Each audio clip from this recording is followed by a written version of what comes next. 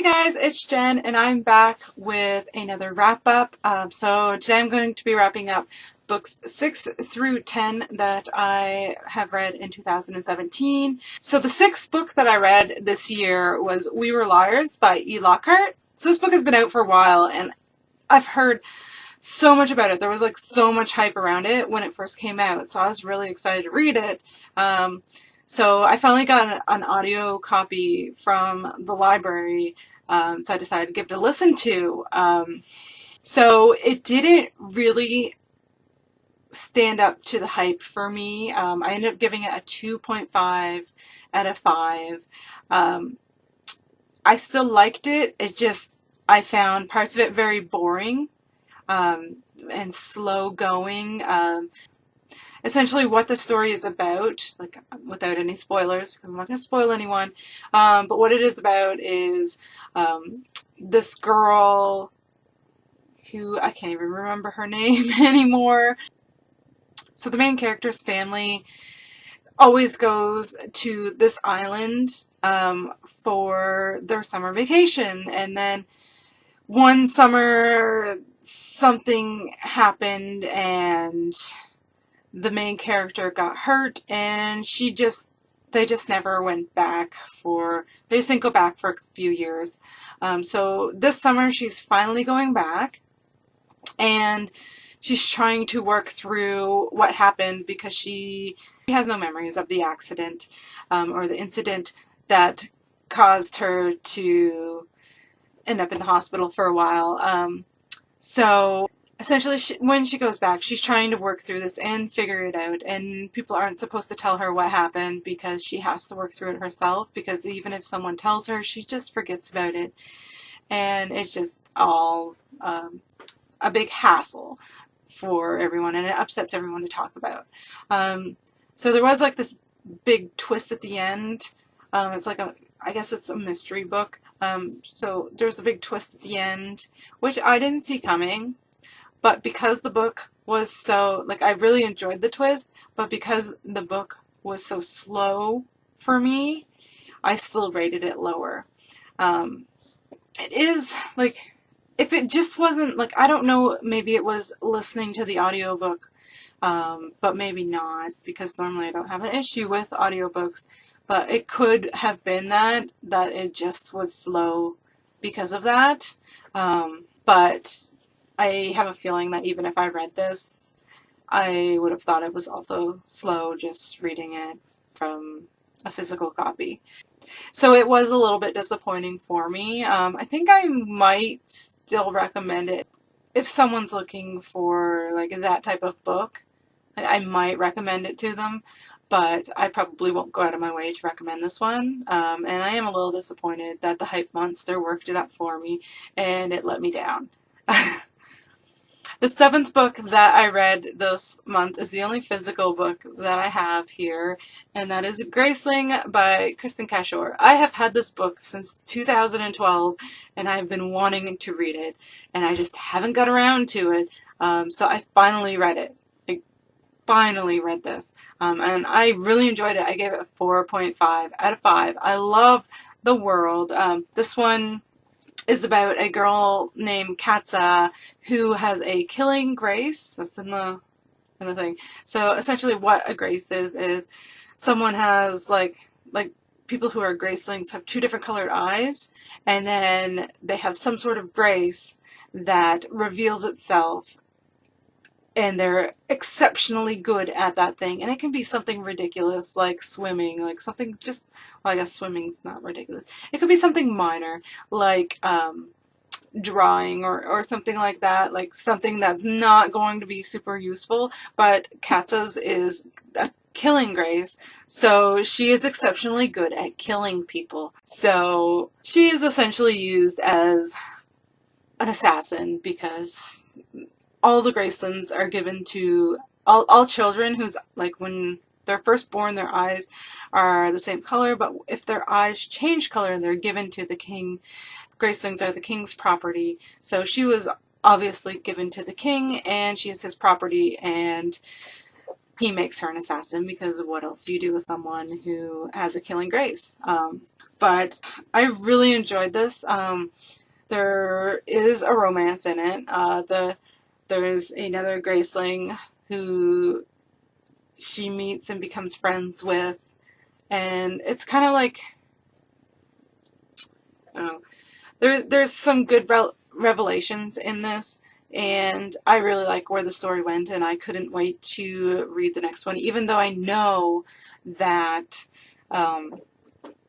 these are all companion novels. Like, they're not sequels, they're companion novels. Actually, Bitter Blue, which is the third book, might be a sequel to this. I'm not sure. It follows Bitter Blue, who is a character in this book, who I'm now very interested in learning more about because I thought she was a great character. But overall, I really enjoyed this book and couldn't wait to continue on the series. I don't have the second book. I only have the first and the third book because I won the third book in a giveaway a long time ago. I bought this one and then I won the third book, but I just never got around to getting the second book. So I think that's one of the reasons why I didn't read it for so long, but then I just couldn't resist anymore and I had to read it. This is young adult fantasy, and I've been really into fantasy lately, so I really enjoyed it. But I would definitely recommend this if you haven't read it. I know it's an older book. It had been out quite a while before I even bought it, but it is a great book, and I will be continuing on with these books. So the 8th book that I read this year was Twice Tempted by Janine Frost, which is the second book in the Night Prince series that follows Vlad Tepes, who is Dracula. I read the first book earlier this year, and I really enjoyed it, and I can't get enough of Vlad. So I pretty much had to read the second one right away. So I grabbed that on Audible and gave it a read.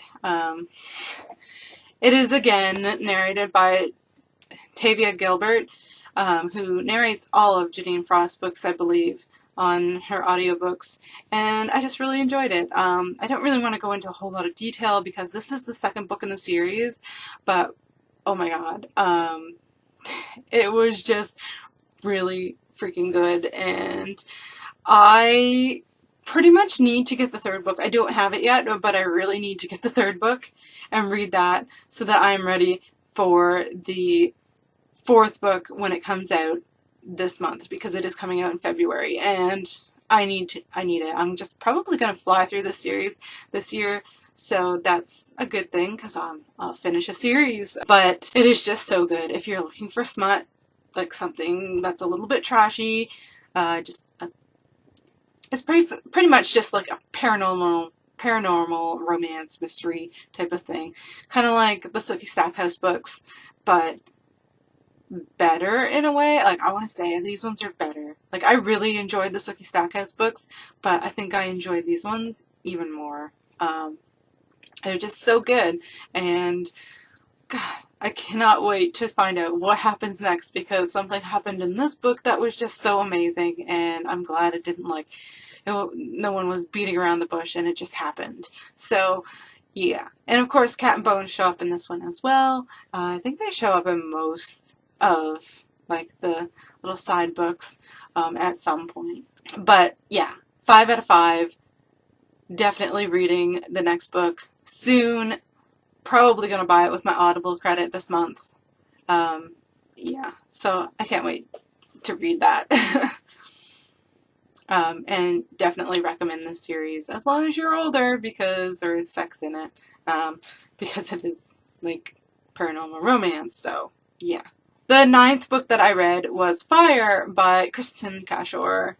So like I said before, I read Graceling, and then I really wanted to read the next one, so I found Fire on Overdrive, and I gave it a read. I gave it 4 out of 5. This one was, so I got the audiobook of it, and it was narrated by Xanth Elbrick.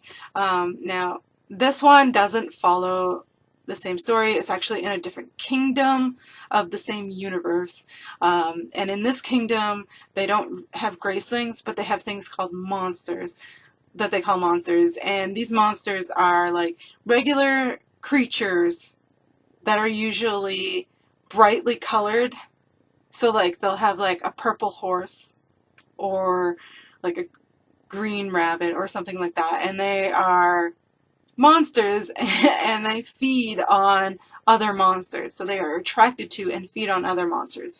Some of them are not too bad, like the smaller animals, like the rabbits and stuff, they're not too bad. I don't think they really prey on other monsters that much. They're kind of like regular rabbits, I think. But I'm not 100% sure. But you can also have monster people. And our main character, who is Fire, is one of these monster people, and she has bright red hair. And she is beautiful and completely attractive, and anyone who looks at her basically is attracted to her. So she kind of covers her hair up all the time so that people don't see it and don't point her out, because even though she is still very pretty, it's kind of like her hair is like a beacon, and one, it calls other monsters, and there's like these giant bird-like monsters that will try and kill her all the time. I think they call them raptors, so they'll try and kill her pretty much all the time if they see her. So she can't leave really without an escort that can kill these for her. I mean, she can kill them herself, but I mean, if she runs into too many, she is kind of screwed. But she's lived off by herself in a small estate for a long time because her father was absolutely hated. So he kind of got her out of the city and put her there, also because he didn't want anyone to kill her because she's a monster, or anyone to steal her because she's a monster. And he was just a very strange person himself. But yeah, so the king essentially needs her help in this one, so she goes to the city to help. So this is like a full story in one, and I really enjoyed it. It was kind of nice. There are characters. There's a character, I believe this one takes place before Graceling, because there is a character in this one who is a young boy who is older in Graceling.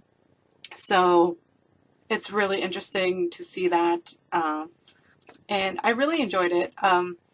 Like I said, I gave it 4 out of 5. I don't know when I'll get around to reading Bitter Blue, but hopefully soon, because I really like the world that Kristen Cashore has created, and I thought the narrator did a pretty good job with this one as well. So the 10th book that I read this year is Up from the Grave by Janine Frost. Basically, I've been reading the Night Huntress series in order. There's like a certain order for the Night Huntress universe to read them. So after I read the 6th book, were the Night Prince books. So now that I had finally read those, I was like, I'm reading this one because I've been waiting forever, because essentially there's spoilers for this book in the Night Prince book. So I wanted to get, well, there's spoilers in this book for the Night Prince book, and I wanted to get that read before, like, I didn't want to spoil myself at all. So I've been reading them in like the order that it says to read them in if you don't want to be spoiled for anything. And oh, I thought this was an amazing end to the series, because this is the last of the series, and I'm really sad about that, because no more Cat and Bones, which makes me sad. But I gave it 5 out of 5. This book made me so emotional, and there were points where I freaked out on my Facebook. I like posted like this ranty post about how characters can really piss you off, like when a fictional character pisses you off. And yeah, I got so pissed off at one point in this book. I was so mad, and I was like, this cannot be happening. And then I found out what happened, and I was like, I'm still mad. Still mad, don't forgive. So I really enjoyed it. It's the last book in the series, so I don't really want to say anything at all because I don't want to spoil it. Just know that it definitely evokes strong emotions, and I literally cannot listen to anyone tell me they are hungry in like this whiny sing-songy voice, because that's what my kids do, without thinking about this book now. And if you read it, or if you have read it, you'll probably know why that is. But I gave it 5 out of 5. I definitely recommend this series. It is an amazing series, especially if you're just looking for something fun and quick, because these books are so quick to read, and they're just so good. Yeah. So those are books 6 through 10 that I read in 2017. Let me know down below if you've read any of those and what you thought of them. And if you liked the video, give it a thumbs up, and I'll see you guys later. Bye!